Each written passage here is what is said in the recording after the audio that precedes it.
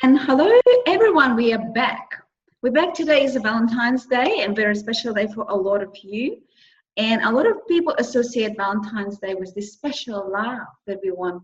Either we want to have, or we already have, and we want to maintain.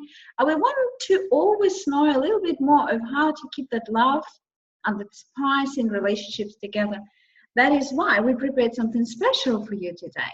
We have a conversation with a beautiful woman, and this is a conversation about what makes the relationships spicy, that femininity, that happiness, that flow of energy that comes into the relationship and keeps it all alive. We are honored today to have beautiful Mirette with us. And please, guys, please help me welcome Mirette to the stage. Hi, Mirette, how are you? So nice to see you. How are you? It's so nice to see you here. I would like for you to introduce yourself to our audience, please. What you do, who you are, basically, what's your mission, and what makes you so special? Oh, so many questions. Well, first of all, thank you for having me. I love speaking with you, and I've been honored to kind of have so many occasions where I've met you and we've attended similar things. So a little bit of, before I get to who I am and what I do, I was actually, kind of what drove me into doing what I do now. I was surprised to discover that 1 in 3 marriages in Australia end in divorce. I don't know if a lot of people know that statistic, but sadly, I myself, I'm part of that statistic. And what's more surprising is that 20% of those marriages end as a direct result of infidelity, which is crazy to think, right? So 20%. The study identified that emotional disconnection was the main reason for the infidelity. And following the breakdown of my marriage 5 years ago, I started down a path of personal development to understand why I was struggling so much in my relationships.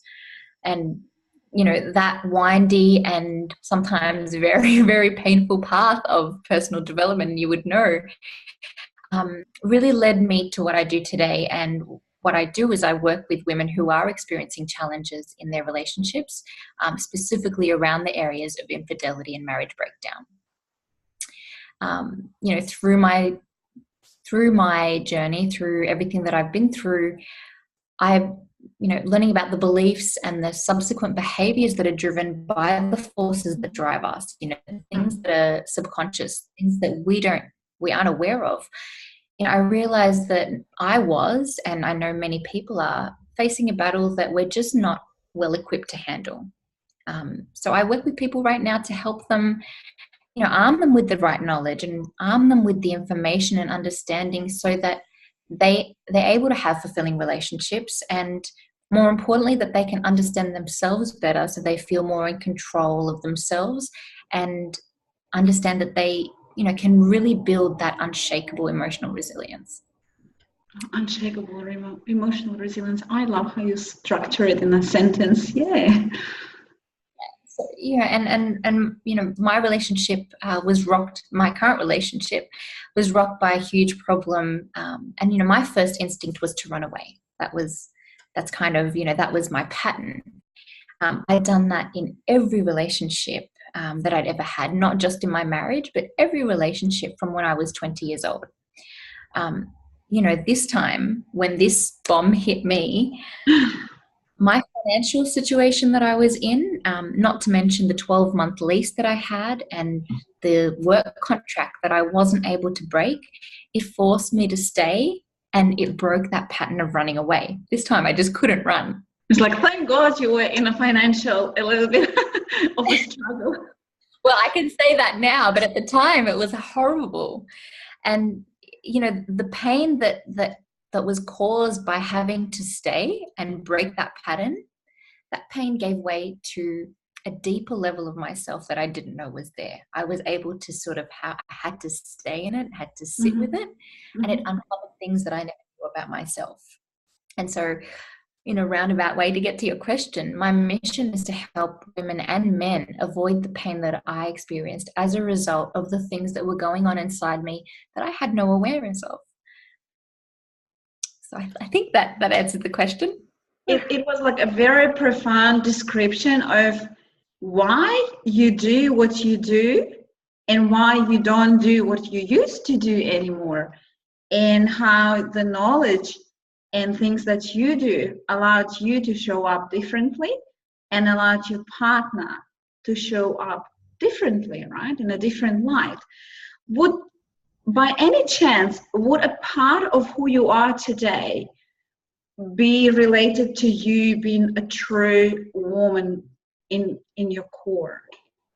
How would you link being a true woman, true feminine, in being able to powerfully maintain the quality of the relationships that you are in? Is that somehow related? Yeah, so I'll talk about, what it means specifically when we talk about feminine and femininity and feminine energy. We need to be very specific when we're talking about them, because even though they're similar, there are differences in those three words. So I want to talk specifically about feminine energy. So, to understand, feminine energy exists in everybody. And the core of feminine energy is all about radiance, and it's about energy, and it's about intuition. So anything that relaxes or moves us or inspires us is a demonstration of feminine energy. You can think of it as anything that gets you out of your head and into your body is feminine, an example of feminine energy. Right. Things like music and nature, these are all the sorts of things. So in terms of the feminine energy that exists in my relationship, feminine energy is about, it's like moving like the ocean. So, sometimes the feminine energy is turbulent and it's merciless and it's raging, but then it can equally be peaceful, and it can be still, and it can be calm and very inviting. So, the power of that feminine energy, it lies in the ability to balance the energy and be in total flow of both of those extremes. Having the balance in the relationship, that's what's so critical in maintaining, what you said in the beginning or in your intro, a spicy relationship. Accepting the fact that everybody carries feminine and masculine energy, and it's about having that polarity in the relationship. When let's use just a heterosexual, man and woman couple, standard. You have to be specific.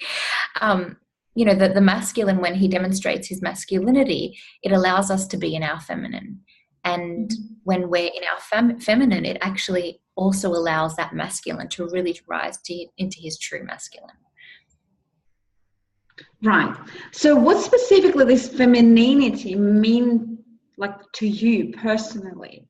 Because even having the deep knowledge of what femininity and feminine energy is in general, you pick certain traits that are very intimate to who you are. So what does it mean for you? It really aligns with me in terms of the true nature of the feminine energy is centered around love. And for me personally, love has been such a core part of my life for as long as I can remember. I was a deeply loved child, and I have experienced real love throughout my entire life. And having that love has enabled me to really reflect and to really sort of allow myself to open up into my feminine. And it's been in those moments where I can actually just be really spontaneous, and I can be really playful, and I can be really, sort of less focused on what I have to do and where I need to be and what, how much money I have to make. That's very much the very masculine side of me, which I also possess. So, I think for me, personally, the focus and what it means to sort of embody the feminine energy is to just be in that state of love and spontaneity. And flow. Just be the flow. Absolutely. I like your answer. And the answer flows from you, like from a woman, like naturally, literally, like from a woman. I really like it because you express and you're radiant. You just give us that energy so everyone can connect to that. So Mirette, in your life, did you consciously hit the point of where you either maybe learned something about energies and polarities, then you needed to be consciously aware of touching and getting in touch with the core, or it just happened naturally that you connected with your feminine?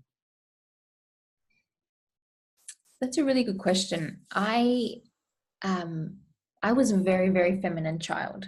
So I was the girly girl. I would play with dolls and I loved makeup and I loved, my auntie's clothes and my mum's clothes and wearing high heels. I displayed those sort of typical traits of girls and, the feminine. But as a result of, my parents separating, I started to take on a very masculine trait and very masculine traits to protect my mother and to kind of be, because my mum is very feminine. She's a very, very feminine woman. And I sort of compensated for that by bringing some of the masculinity into every relationship because it was just naturally, right? It happened naturally.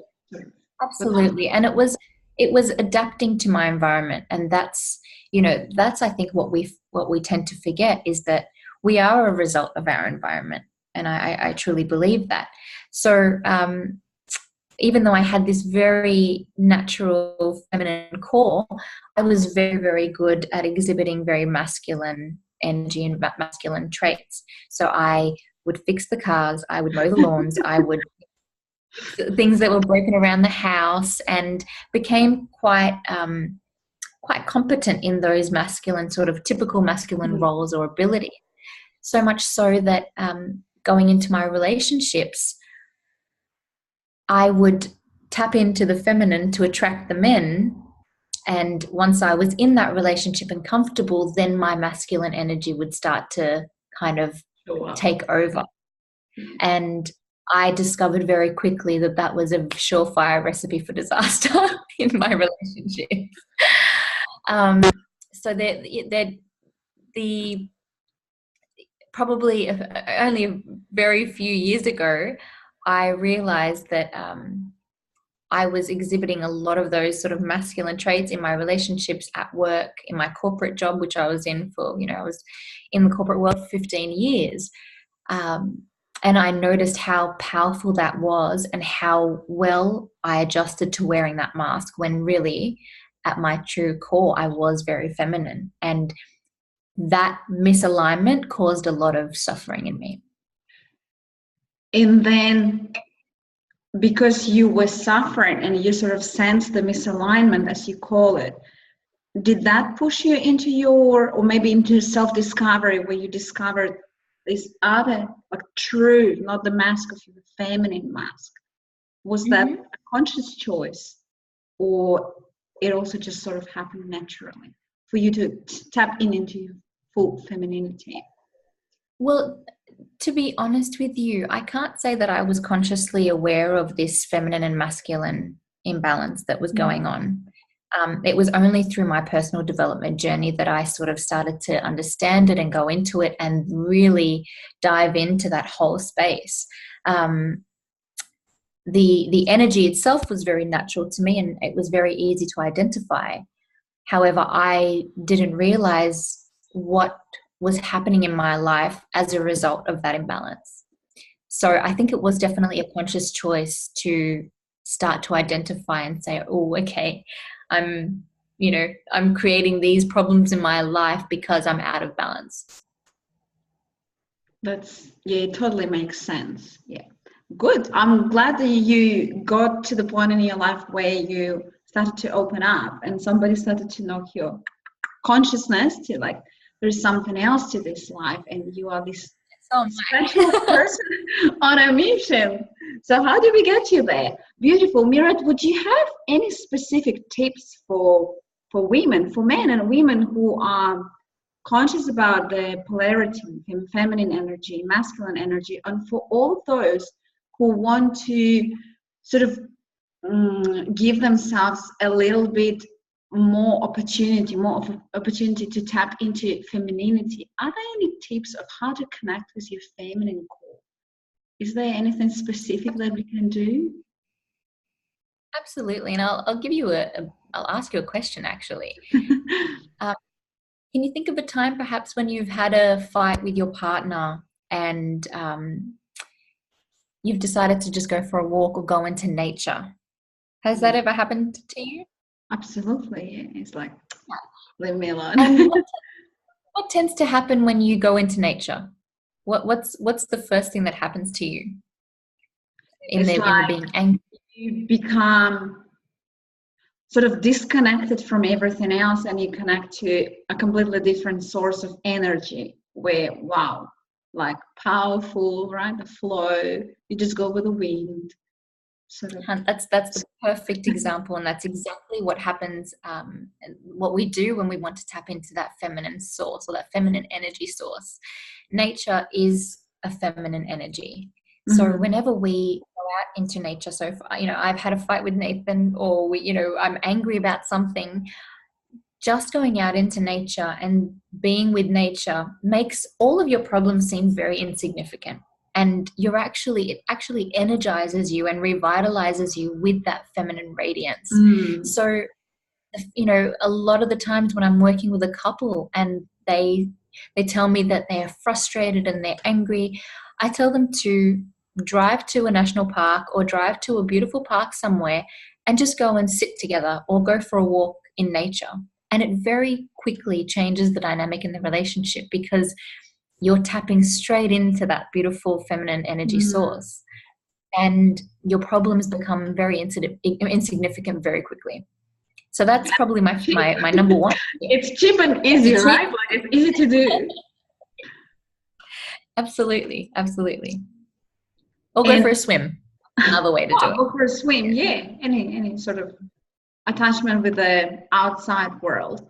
Are there like quick tips of how to connect to your feminine core? Absolutely. Another way, and I think this is the harder one because being still is very difficult for us in this day and age. And just to caveat what I just said about going into nature, this isn't when people are having, a conversation about getting divorced. I don't say, oh, just go for a walk and you'll feel better. That's not, I want to make that very clear. This is when we're just frustrated and we're feeling sort of uncomfortable with a conversation or having sort of, those day-to-day sort of arguments. But the tip number 2 is actually to find some space by yourself and to sit still and just listen to your breath. Now that's the hardest one to do. That's really the hardest one to do, because what it does is when we stop and we take a moment to be still with ourselves and to hear the motion of our breath and to feel the beating of our heart, the amount of gratitude that is created in that space and from that moment puts us straight into that place of love and gratitude, which is all feminine energy. And that takes probably about 5 minutes, but you have to avoid scrolling through Facebook or, being distracted by what's happening around us. It's almost like meditation, right? But like quick. It is. But yeah. But it's not necessarily about clearing what you're thinking. It's literally just about trying to listen to your breath and listen to your heart. How often do you do that, Mirette? I do that honestly every time I feel a lot of frustration and I feel myself taking on some of those very the masculine energy, which is not a place that I like to be in for very long. There are definitely moments where I need to be in my masculine, and I'm very comfortable going there because I've done it for so long. But when I'm really in flow and when I'm feeling most aligned is when I am in that space of love and sort of spontaneity.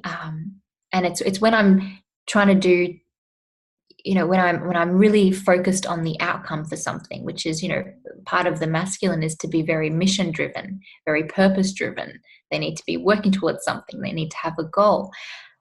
When I find myself in that place, I need to come back to me and remember that, everything that I'm doing is from a place of love. Everything that I'm doing is from a place of gratitude and care.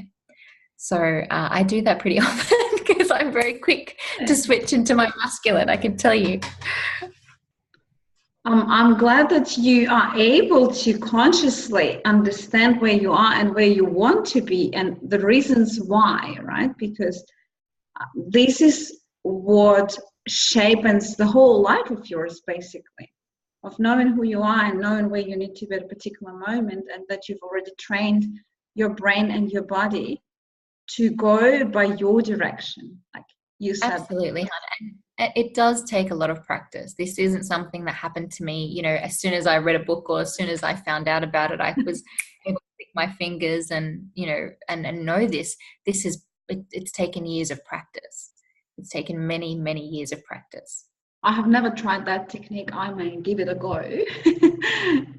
Let me know how you go. Valuable. Yeah, I'll keep you I'll keep you posted. Thank you for those tips, and I hope that our audience will find them to be as valuable as I personally find them to be valuable, because they are easy, they're approachable, the ability to do them or use them, those tips, totally depends on you personally. There is nobody else there, right? It's not like you need to go to the gym, find the gym and do something. It's like so easy and approachable. That's what I like. The proximity is like, it's within you. You just need to you don't have to rely on somebody else for that. Beautiful. Thank you for that. And Mirette, if you could reflect, maybe in total, in whole, what did your femininity and your ability to stay in your feminine where you want, when you want and when you need to be there, what did it ultimately give you? How did it change your life?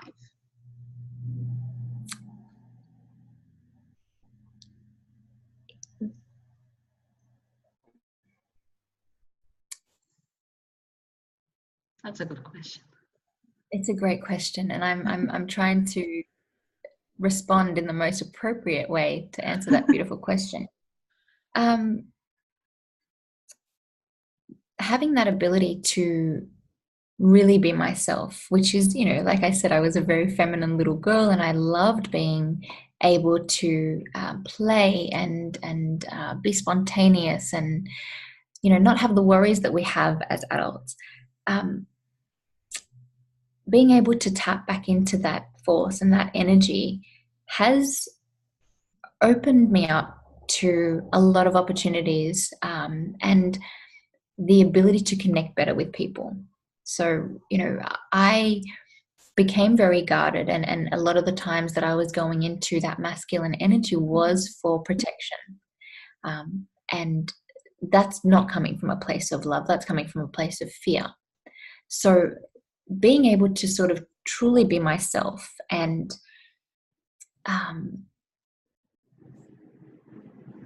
it's given me that confidence in myself, and it's given me the trust in myself and my ability to respond to other people. So not only to connect, but also, I'm not at the effects of other people and their emotions. Mm-hmm.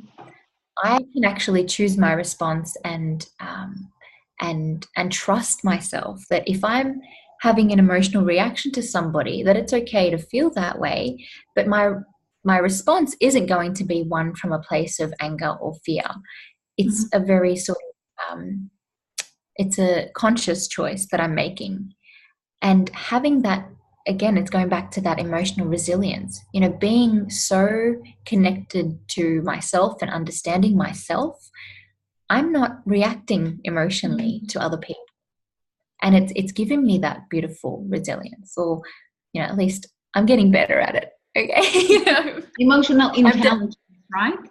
It's like exactly sophistication in a way, and intelligence.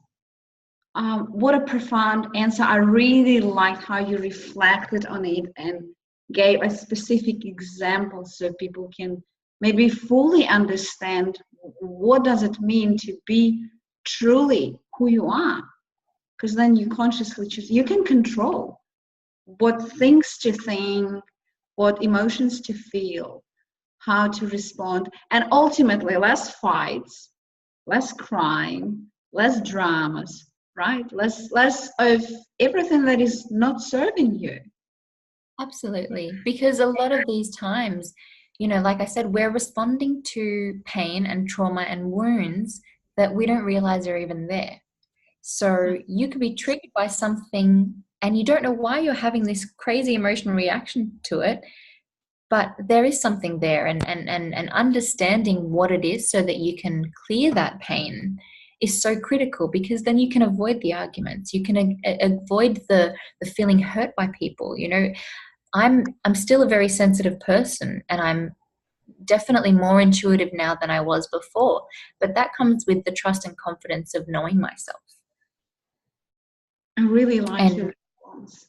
Yeah, I really, thank you. it is so profound and it's so straight to the point, and in an easy way to understand with the heart, because you understand it with the heart. So there is a lot of knowledge there and books and academical part, but you need to understand it with your heart, and it's beautiful. Absolutely. Thank you for sharing that. Thank you. And I love asking these at the end of my interviews, usually. Mirette, what inspires you in life? So I think it's a couple of things. I can't narrow it down to one. The first thing is I've really become addicted to seeing how far I can push the limitations I've placed on myself. I was very good at putting a cap on my life and just settling for my lot. I never really believed I could have more. Inside, though, there was always that little something that said, you can do that. You can go out and get that. There's more, and being able to sort of push that boundary has been something that really inspires me, and seeing what I can achieve when I push myself out of that comfort zone. The second thing is my family. So my partner Nathan, who and my mum, who I mentioned, she raised me on my own. My mum, this is something. If I could say what's one thing that my mum has shown me or taught me, is that true love is not about being loved. It's about the capacity to. It's about the capacity to love without the expectation of anything in return. And my partner Nathan, as I just mentioned, he's my teacher and he's my lover, and he's challenged me in ways that, both good and bad, trust me, both good and bad, challenge me. But he's done that in ways that I couldn't have done on my own. He's your biggest love, and he's your biggest joy as well, right? Absolutely, absolutely. And I guess they inspire me, but they're kind of more my why. If I think about what really inspires me, and if you're asking me that in this moment in time, it's definitely the work that I'm doing right now. When it's really funny when I think about it, because this is kind of how I felt, and this is what happened to me. When I think about the work that I'm doing, I picture this beautiful sort of this beautiful landscape at sort of sunset. So it's just getting dark, and I can picture the mountains and I can see the sea and just all these little houses kind of peppered around. And seeing people light up with the newfound knowledge that is given to them is like seeing the little houses, the lights come on, in this sort of landscape. And this is the sort of image that I have, because that's what I see when I work with a couple or work with a woman. It's just seeing them light up when they realize these things. And because, like I said, that's exactly what happened to me. That's exactly what I experienced. It was like the lights came on and I thought, oh my goodness, I've been living my life this way for, the last 20 years or the last, 15 years of at least of relationships. having that moment where the light came on and I thought, wow, this is a new way to live, and this is a new world that I had never experienced before. That's I think that's definitely what inspires me at this point in time. Pure inspiration. Thank you for that. It's very sincere. I can feel it. It just, you live by what you do, and what you do gives you a lot of life and a lot of light. Mirette, what would be your wish to the audience today? If you could wish something, what would that be? My wish. I feel like a fairy godmother, you know. You are. You don't know whose life you are changing right now, this very moment, right? Because people are having the aha moments, the awareness questions. You're changing somebody's life right now, this very moment. Oh. What would you like to wish them? What would I wish? I wish, and I think this was perhaps because it's a wish for myself when I was going through my pain and my separation. And, you know, my wish is that before you separate from your partner or your husband or your wife, you know, reach out to a coach, reach out to a relationship coach, because a lot of the times we think that there aren't any options. We think, oh, he's cheated on me or she's cheated on me, that's the end of the relationship and there's no fixing it. When really, you know, there is a real love there. And a lot of the times the love is just sort of, it's covered by yuckiness and some bad behavior. But, you know, at the core, you know, if two people really love each other, they can work through everything. So actually, before I wrap that up, I'm just thinking of a really beautiful book, one of my favorite novels by Alain de Botton. There was a line from the book saying, the partner truly best suited to us is not the one who miraculously happens to share every taste, but the one who can negotiate differences with intelligence and good grace. So the perfect partner may be the one standing right in front of you. So my wish is that people get crystal clear about themselves and their values before they make decisions relating to their relationships. I think that's it. You left me speechless. I know, Mirette, that you're talking honest truth, and you're talking your life. And I know a little bit of your story, and I heard it from your partner. And, you know, like, I know that this is the honest truth, and that's exactly what you guys did.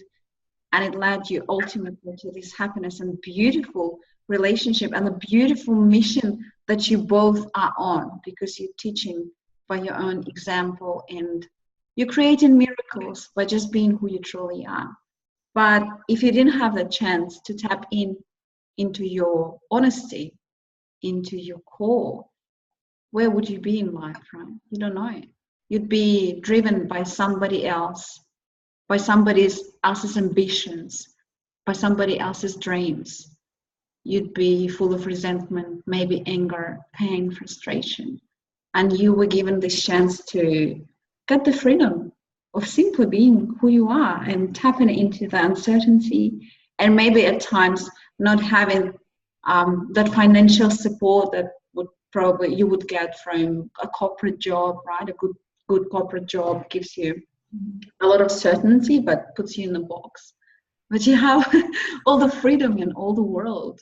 And thank you for sharing that with us. I personally am relating to that hips, like Australians love to say, a lot. I relate to that, and I'm grateful for you being able to speak from your heart, and everyone could hear that and see that and feel that. And you are already changing many lives, and I hope this video will do the same, and people who are watching us today and listening to us, and not just today, because this video will be available for many of you.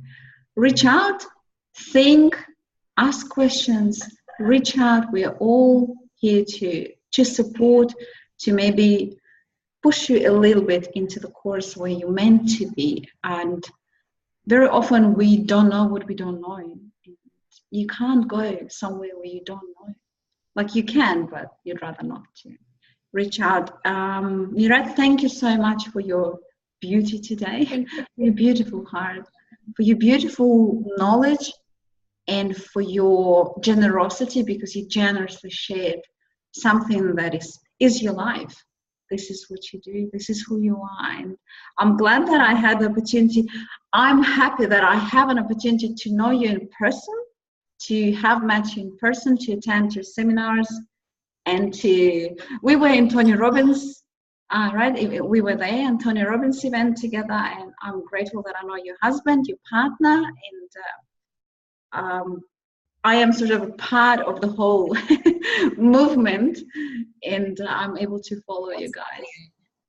Thank you so much for today. And you're doing incredible things as well. So thank you so much for having me and including me in this beautiful message that you're sharing. So thank you. Thank you, Mirette. And we'll be talking later. Thank you so much. And bye-bye, guys. Bye, everyone.